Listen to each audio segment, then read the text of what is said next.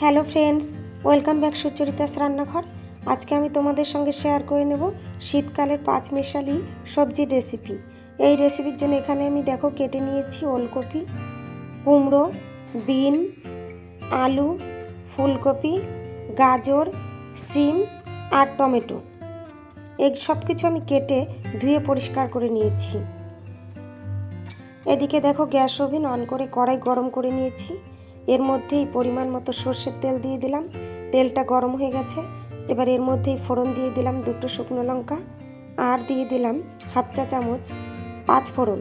কিছুক্ষণ নাড়াচাড়া করে নেব। এর সঙ্গেই অ্যাড করে দেব কেটে ধুয়ে পরিষ্কার করে রাখা সব সবজিগুলো। এই সবজির মধ্যেই দিয়ে দেব কাঁচা লঙ্কা চেরা আর দিয়ে দেব স্বাদ মতো লবণ। এবার এই সব কিছু ভালোভাবে নেড়ে চেড়ে মিশিয়ে নেব। দেখো এখানে আমি সব সবজিগুলো ভালোভাবে নেড়ে চেড়ে মিশিয়ে নিয়েছি। এর সঙ্গেই অ্যাড করে দিলাম 1/2 চা চামচ ধনিয়া গুঁড়ো, 1/2 চা চামচ জিরের গুঁড়ো, 1/2 চা চামচ লাল লঙ্কার গুঁড়ো, 1/2 চা চামচ হলুদ গুঁড়ো। এবার এই সব কিছু ভালোভাবে নেড়ে চেড়ে মিশিয়ে নেব। সব কিছু ভালোভাবে নেড়ে চেড়ে মিশিয়ে নিয়েছি। এবার এর সঙ্গে অ্যাড করে দেব মসুর ডাল। মসুর ডালটা আমি আগেই ধুয়ে পরিষ্কার করে রেখেছিলাম। এবার এই সব কিছু আমি ভালোভাবে নেড়ে চেড়ে মিশিয়ে নেব। সবজির সঙ্গে মসুর ডালটা আমি ভালোভাবে নেড়ে চেড়ে মিশিয়ে নিয়েছি। এবার এটা 5 মিনিটের মতো ঢাকনা দিয়ে ঢেকে রান্না করে নেব। 5 মিনিট হয়ে গেছে, ঢাকনা তুলে নিয়েছি। কিছুক্ষণ নাড়াচাড়া করে নেব। এবার এর সঙ্গেই অ্যাড করে দেব উষ্ণ গরম জল।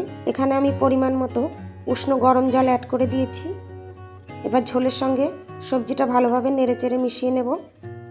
আবারও ঢাকনা দিয়ে ঢেকে কম আঁচে 10 মিনিটের মতো রান্না করে নেব। 10 মিনিট হয়ে গেছে, ঢাকনা তুলে নিয়েছি। সবজিগুলো আমার সেদ্ধ হয়ে গেছে। এবার এটা আমি নামিয়ে নেব।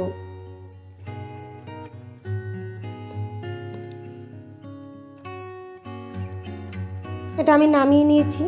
ওই কড়াইটাই আবার পরিষ্কার করে গ্যাস ওভেনে বসিয়ে দিয়েছি। কড়াই গরম হয়ে গেছে। এর মধ্যেই দিয়ে দিলাম অল্প পরিমাণে গোটা জিরে, অল্প পরিমাণে গোটা ধনিয়া আর একটা শুকনো লঙ্কা 2-3 টুকরো করে দিয়ে শুকনো খোলায় ভেজে নিয়েছি। এগুলো নামিয়ে নিলাম। এবার এটা গুঁড়ো করে নেব। গুঁড়ো করে নিয়েছি। এবার এই ভাজা মশলাটা ওই সবজির মধ্যে আমি অ্যাড করে দেব। আজকের রেসিপি আমার একদম রেডি হয়ে গেছে।